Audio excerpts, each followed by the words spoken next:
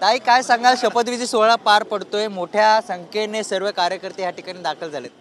महाराष्ट्राच्या जनतेने महायुतीला जो कौल दिला, आज त्या निमित्तानं हा शपथविधी पार पडतोय आणि आपण पाहतोय सर्वजण अतिशय आनंदात आहेत, कारण की खऱ्या अर्थानं महाराष्ट्राचा विकास करणारं सरकार पुन्हा एकदा राज्यात स्थापन होतंय.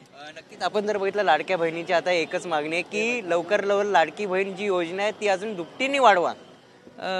जे वादा या निवडणुकीच्या निमित्तानं आदरणीय दादांनी, आदरणीय फडणवीस साहेब आणि एकनाथ शिंदे साहेबांनी महाराष्ट्राच्या जनतेला आणि महिला भगिनींना केला होता, ते सगळे वादे पूर्ण होतील आणि खात्री आहे 1500 रुपयाचा जो हप्ता लाडक्या बहिणीला मिळत होता, या अधिवेशनामध्ये निश्चितपणाने ती मागणी पूर्ण होईल आणि 2100 रुपयेपर्यंत लाडकी.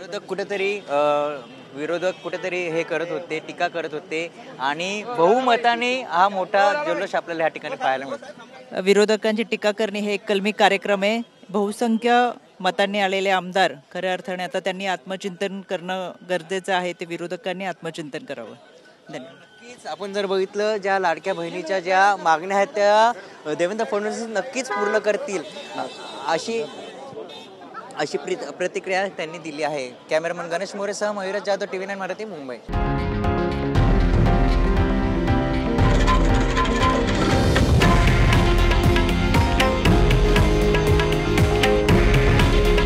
हे आहे देशातील नंबर 1 न्यूज नेटवर्क आणि आपण पाहत आहात TV9 मराठी.